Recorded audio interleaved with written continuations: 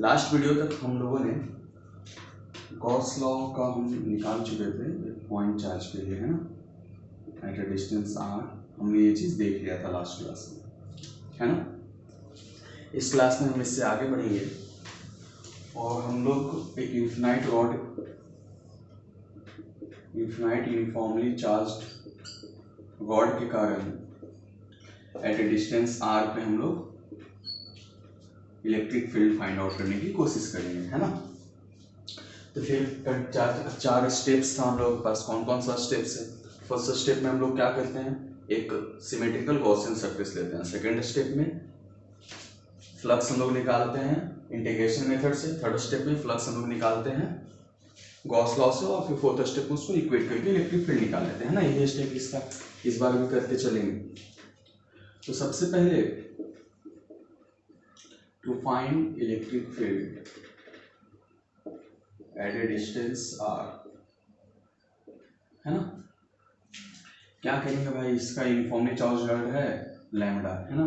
तो कुछ हमें सरफेस दिखता है, कौन किस फॉर्म में? सबसे पहले स्फीयर के फॉर्म में पता चलता है ना, फिर सिलेंडर के फॉर्म में पता चलता है, फिर उसके बाद क्यूब, है ना, और कोन, ये सब टाइम पास है ना।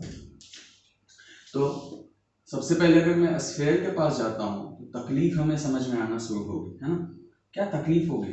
हम लोग सिमेट्रिकल गॉसियन सरफेस लेते हैं। सिमेट्रिकल गॉसियन सरफेस का मतलब ये हुआ कि हर पॉइंट पे इलेक्ट्रिक फील्ड सेम हो, है ना, और ई और डीएस के बीच में हर डीएस और वहां पर के नेट इलेक्ट्रिक फील्ड के बीच में जो थीटा बनता है वो भी हर जगह सेम हो, है ना। बट यहाँ पे अगर मैं देखूं तो ये पॉइंट नजदीक है, ये पॉइंट थोड़ा दूर है ना। तो यहाँ पर इलेक्ट्रिक फील्ड ज्यादा होगा, यहाँ पे उससे थोड़ा सा कम होगा, है ना। प्लस एंगल भी अलग अलग जा रहा है, इसका एंगल ऐसे, इसका एंगल ऐसे, है ना। तो ये तकलीफ है। तो ये it is not a good idea, है ना, to keep this as a Gaussian surface. So अगला हम लोग आते हैं सिलेंडर पे आते हैं। तो अगर मैं एक सिलेंडर लूं इस तरीके से,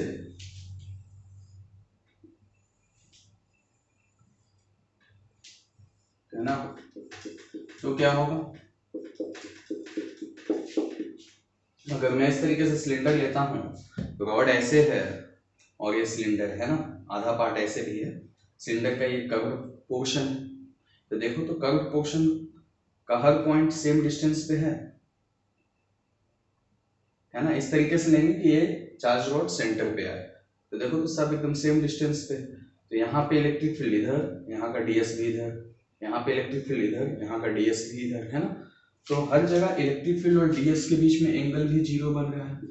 और चूंकि सिमेट्री से मैं ये बोल सकता हूँ कि इलेक्ट्रिक फील्ड हर जगह क्या है, सेम, है ना। इलेक्ट्रिक फील्ड हर जगह सेम है।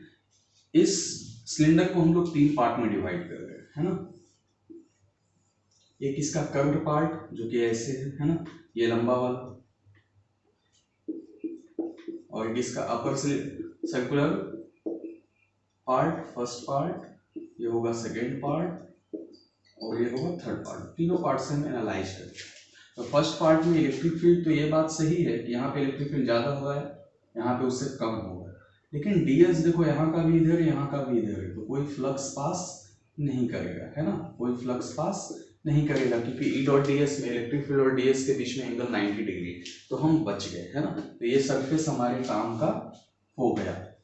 यहाँ भी डीएस देखो इधर है, इलेक्ट्रिक फील्ड इधर है ना, इलेक्ट्रिक फील्ड इधर है, डीएस इधर। पॉजिटिव चार्ज से इलेक्ट्रिक फील्ड ओरिजिनेट होता है ना। तो फर्स्ट पार्ट से फ्लक्स क्या आ गया, जीरो आ गया है। सेकेंड पार्ट से ई डॉट डीएस करने गए तो यहाँ भी फ्लक्स जीरो आ रहा है। यहाँ पर अगर मैं ई डॉट डीएस करने जाऊं तो क्या आएगा? अच्छा, बाई सिमेट्री तो इलेक्ट्रिक फील्ड हर जगह सेम है, कॉस भी 0 डिग्री पे है, डीएस डीएस डीएस डीएस कितना हमको मालूम है, 2 पाई आर है ना। तो ये तुम्हारा फ्लक्स इंटीग्रेशन मेथड से निकल गया ई डॉट डीएस वाला, है ना। ये हो गया सेकेंड स्टेप में फर्स्ट इक्वेशन, है ना। सबसे पहला स्टेप में हमने एक सिमेट्रिकल गॉसियन सरफेस लिया। सेकेंड स्टेप में हमने क्या किया, फाइनाइट निकाल लिया इंटीग्रेशन मेथड से, है ना। ये जो हमने सिलेंडर लिया उसका लेंथ एल है ना। थर्ड स्टेप में अगर हम आए तो थर्ड स्टेप में हमें पता चलता है कि फाई नेट निकालने के लिए नेट चार्ज इनसाइड चाहिए, है ना। नेट चार्ज इनसाइड कैसे निकालेंगे हम लोग? अच्छा देखो, ये जो रॉड है इसके पे चार्ज पर यूनिट लेंथ कितना दे रखा है? लैम्डा। लैम्डा क्या है? चार्ज पर यूनिट लेंथ, मतलब यूनिट लेंथ पे चार्ज कितना है? लैम्डा। तो ये जो मैंने सिलिंड्रिकल सरफेस लिया है ना, तो इसके अंदर कितना रॉड का पार्ट जितना होगा उतना ही चार्ज इस सिलेंडर के अंदर में होगा, है ना। तो रॉड के अंदर एल लेंथ में जो चार्ज है वही होगा, लैम्डा है यूनिट लेंथ में, तो एल लेंथ में lambda L upon epsilon not, यही है तुम्हारा सेकंड स्टेप, सेकंड इक्वेशन, है ना। तो अब क्या करेंगे, इसको हम लोग इक्वेट करेंगे इलेक्ट्रिक फील्ड निकालने के लिए, इक्वेट कर रहे हैं ना। तो then E2 pi R L is equal to lambda L upon epsilon naught. अच्छा, कुछ लोगों के माइंड में ये आएगा कि सर मुझे एल लेंथ का सिलेंडर ना पसंद है, हम 12 लेंथ का ले लेते हैं, है ना। तो देखो वो इंडिपेंडेंट हो जाएगा, ये कैंसिल आउट होगा, है ना। जैसे कि मान लो कि अगर मैं यहाँ पे 12 लेंथ का सिलेंडर लेता हूँ तो 2 पाई आर इंटू 12 आता है यहाँ पे, है ना। सिमिलरली यहाँ पे चार्ज इनसाइड होता है लैम्डा इंटू 12, देखो ये कट भी रहा है ना, कैंसिल आउट हो रहा है। तो इलेक्ट्रिक फील्ड अपना कितना आ रहा है देखो, तो lambda by 2 pi epsilon naught आ रहा है, इंडिपेंडेंट ऑफ एल, है ना। तो हम इलेक्ट्रिक फील्ड इस केस में भी निकाल लिए, है ना। चलो ठीक, अब इसी से हम लोग थोड़ा और आगे बढ़ते हैं। एक सिंपल सा क्वेश्चन और फ्लक्स के लिए, हम लोग सिमेट्री मेथड से बहुत सारे क्वेश्चंस करेंगे फ्लक्स में, और मोस्टली सिमेट्री से ही होता है क्वेश्चंस, और वैसा ही पूछा जाता है ताकि तुम थोड़ा दिमाग लगा कर करो, है ना। चलो ठीक, मान लो कि एक क्यूबिकल रूम है ना।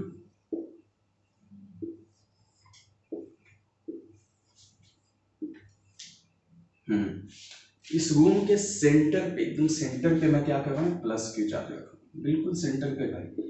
अगर ये ए है और ए है तो ये जरूर a/2 होगा और ये a/2 होगा, है ना।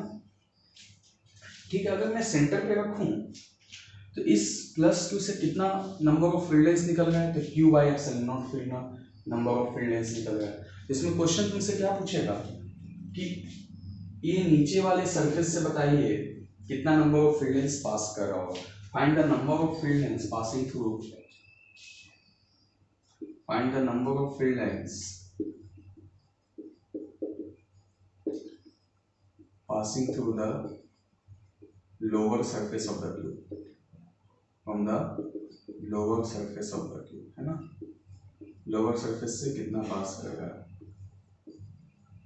अच्छा, तो सिमेट्री से हम बता सकते हैं कि सब सरफेस सेम डिस्टेंस पे, है ना। इसमें जेई 2012 में भी अच्छा क्वेश्चन पूछा है इससे रिलेटेड, फ्लक्स से रिलेटेड, मल्टीपल चॉइस में। तो सेम डिस्टेंस पे है, जो कि क्यू बाय एप्सिलॉन नॉट निकल रहा है। सपोज करो this is 100 number of field lines, तो 100 नंबर ऑफ फील्ड लाइंस निकल रहा है, तो जरूर वो ये सब सिमेट्री पे है, तो ये पूरा हर सरफेस से सेम निकल रहा होगा, है ना। बाय सिमेट्री हम बोल सकते हैं। तो 100/6 इससे जा रहा होगा, 100/6 इससे जा रहा होगा, 100/6 इससे जा रहा होगा, 100/6 इससे जा रहा होगा, है ना। तो मैं बोलूँगा Q/6 एप्सिलॉन, इजीली मैं बता सकता हूँ, है ना। This is a simple work. इसी का थोड़ा सा टाइम पास और करते हैं अच्छे क्वेश्चन के साथ। ये भी सिंपल वाला ही पहले देते हैं, सॉलिड स्टेट जब पढ़ोगे तुम लोग तब समझ में आ जाएगा ये कि अगर मैं प्लस क्यू चार्ज को इसके एज पे रखता हूँ, है ना, इसके एज पे रखता हूँ, तो बताओ इससे कितना फ्लक्स पास कर रहा होगा, है ना। इससे कितना फ्लक्स पास कर रहा होगा। तो इस चार्ज से ऐसे फील्ड लाइंस निकल रहे होंगे, है ना। ये अंदर है, ये अंदर है। जब सॉलिड स्टेट पढ़ोगे तो ये पता चलेगा कि अगर एज पे कुछ रखते हैं ये चीज, तो इसका 1/8 पोर्शन क्या होता है, इनसाइड द क्यूब होता है। तो यानी कि Q/8 चार्ज जो है वो इनसाइड द क्यूब है। इनसाइड द क्यूब है मतलब अब इसके अंदर से निकल रहा है चार्ज, है ना। फील्ड लाइंस जो है ये अंदर में होगा कहीं, इससे ऐसे निकल रहा है ना, ठीक है। इधर नहीं जाएगा वो, तो यहाँ पे, है ना। तो यानी Q/8 number of charge inside है इसके, तो फ्लक्स कितना पास करेगा क्यूब से, net charge inside upon epsilon naught, है ना। चलिए इसी में कुछ और अच्छे क्वेश्चंस देखते हैं हम लोग। सपोज करो एक क्वेश्चन ऐसा दे रखा है तुमको कि ये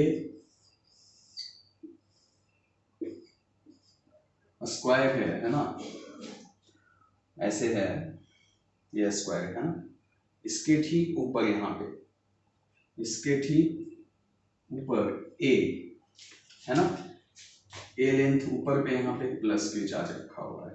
ओके, तो क्वेश्चन तुमसे ये पूछा गया है, find the number of field lengths, find the number of field lengths passing through this given surface, इस सरफेस है ना, कितना पास कर रहा है।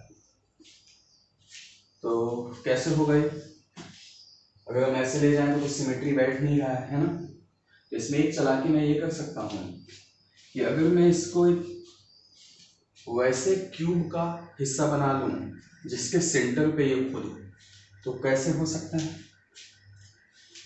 अगर मैं इसको 2a का ले लूं, ये a तो ऊपर यानी 2a हो गया, एक बड़ा क्यूब ले लूं 2a साइड का है ना, एक बड़ा क्यूब ले लूं 2a साइड की का, तो बात बन सकती है, तो बात बन सकती है।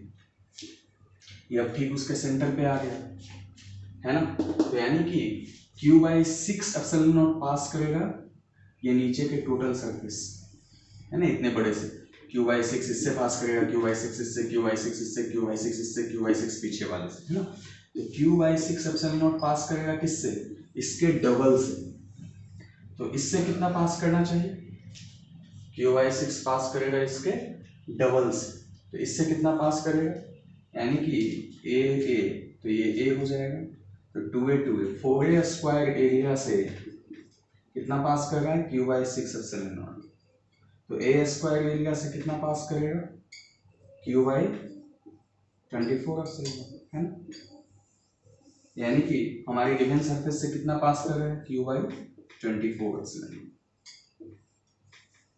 है ना। कुछ लोग यहाँ टाइम पास ये मिस्टेक कर सकते हैं, बोलेंगे देखो q/6 इससे पास कर रहा है तो इससे आधा पास करेगा है ना, ठीक है, हमें एरिया वाइज से देखना पड़ेगा, सिमेट्री देखना है तो कंप्लीट एरिया से है ना, 2a का 4a स्क्वायर। ओके चलो ठीक है, हमें लगता है समझ में आ गया होगा है ना।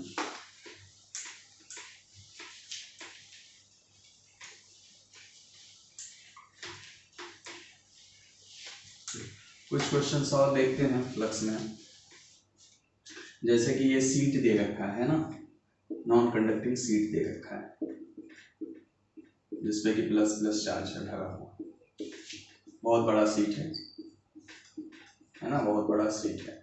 जो हम लोग यूनिफॉर्म फील्ड वाला एग्जांपल लेते हैं ना, बहुत सारे क्वेश्चन करते हैं, बोलते हैं देखो एक्स डायरेक्शन में यूनिफॉर्म इलेक्ट्रिक फील्ड है, वो आता है एक्चुअली सीट के कारण, प्रैक्टिकल अगर हम देखें तो वो सीट के कारण नहीं आता है। चलो देखते हैं, हम इस सीट के कारण चाहते हैं कि r डिस्टेंस पे हमें इलेक्ट्रिक, ये बड़ा सा सीट है तुम्हारा वॉल है ना, इसी को एक बड़ा सा सीट मान लो तुम है ना,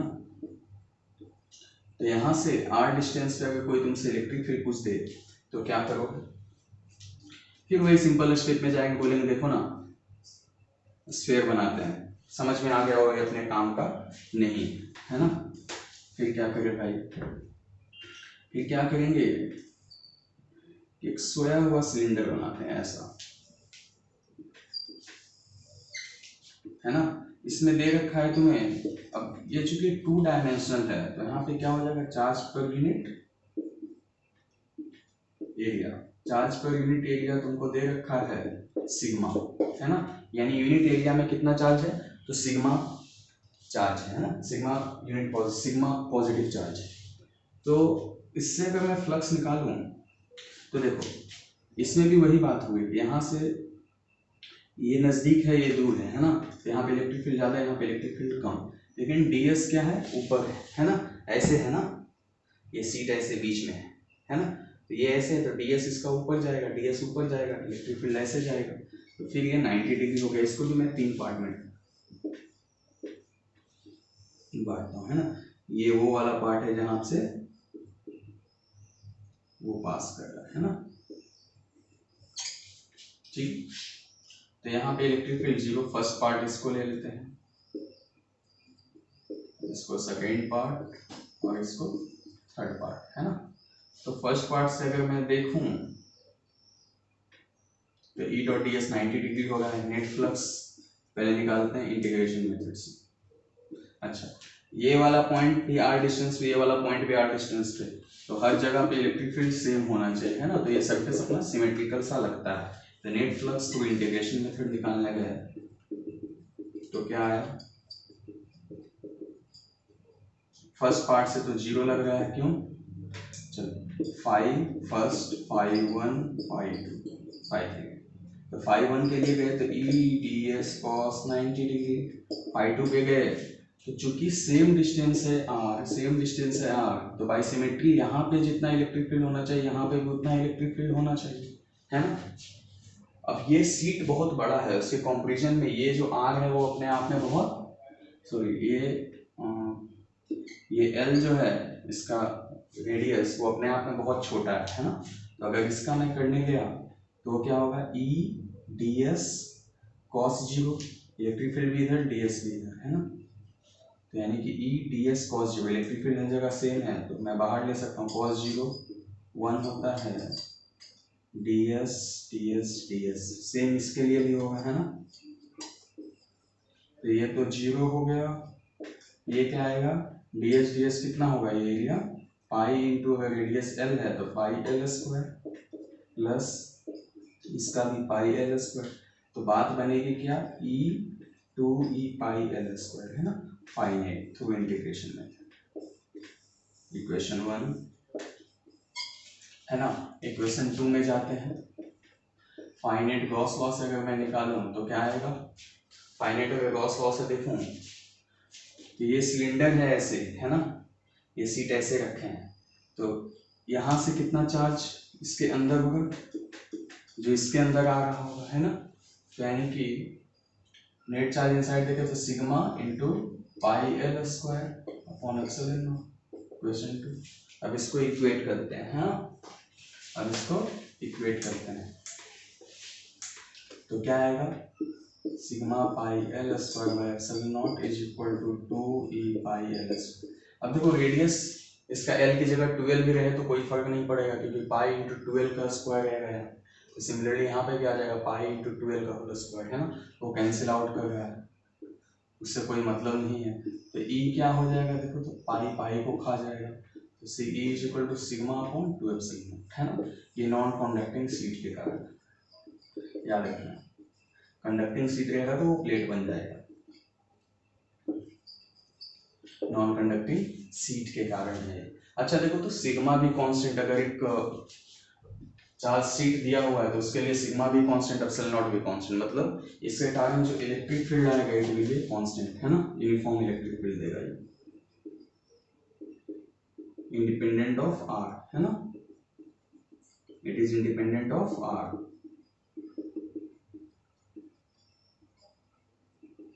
आर डिस्टेंस, ओके। चलो ये भी मुझे लगता है समझ में आ गया होगा, है ना। अब नेक्स्ट क्लास में हम लोग कुछ इंटीग्रेशन बेस्ड अच्छे क्वेश्चंस करेंगे गॉस लॉ के ऊपर, ओके।